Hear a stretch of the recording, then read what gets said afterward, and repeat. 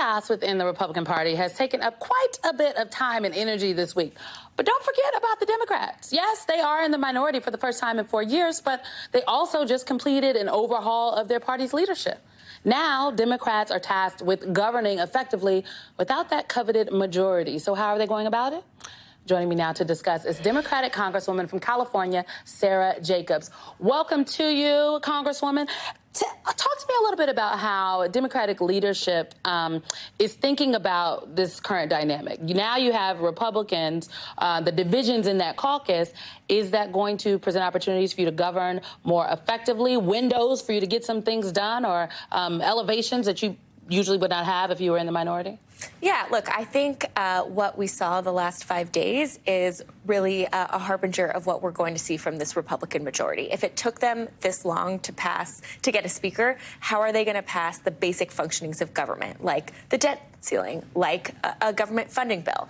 And so the way we're thinking about it as Democrats is that we're going to stand up to Republicans where we need to. We're going to stand up for our values. We're going to stand up for our principles. And I never thought I would say this, but thank goodness we have the United States Senate that is so good at blocking everything the House wants to do. Not the House praising the Senate. Are we in the twilight? I know, right? But it means that the worst of what they're going to want to do is going to be stopped by the Democratic Senate and by the Democratic White House. And so we're going to let them take those votes. We're going to make them go on the record, and we're going to let the American people see just how extreme they really are. So I mean, you're going to let them take these votes. So, for example, the debt ceiling. There were a number of extremist members of the Republican caucus, because they're not even conservatives. Some of these folks are extremists who are saying this, about saying we're going to shut down the government over the debt ceiling. But that's not what happens if the Congress does not vote to raise the debt ceiling. America defaults on its credit, and then we lose our good credit rating, and all the bonds of the Treasury, they no longer mean anything to all these companies, and catastrophe.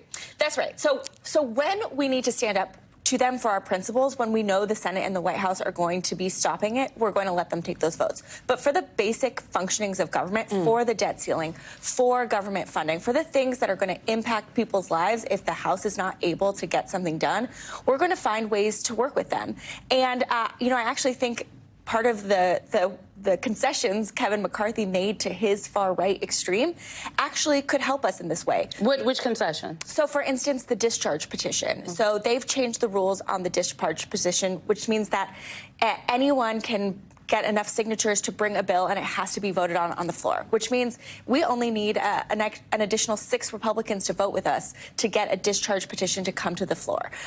For instance, some of the rules they're doing around amendments to bills that have to come to the floor. Again, this means that we only need to get 6 Republicans to vote with us on the floor to get an amendment passed to a bill to change what it says. And there are a lot of Republicans who were elected in what would be called swing districts, purple districts, who are in this new Congress that could potentially be willing to work with you all. I've heard rumblings of this throughout. For folks who don't know, you are one of the co-chairs of the Policy and Steering Committee in leadership, or in the Democratic caucus, right? You're on the steering committee. You play a role in deciding what policy, what Democrats are pushing. Any reshuffling in response to what people are going on these various committees from the Democratic point of view, given the reported concessions that Speaker McCarthy made? Yeah, so, our leader, Hakeem Jeffries, has appointed the people to the Steering and Policy Committee. I was elected by the 5 most junior classes to represent them in the leadership table and on the Steering and Policy Committee. I think we have always known that the Republicans are going to use their power to not look out for the American people, but to do bogus investigations of the Biden administration to try and pass extreme policy. And so we've been preparing for this. So we have the right people. You have the right people on these. Okay, all right, we'll be watching.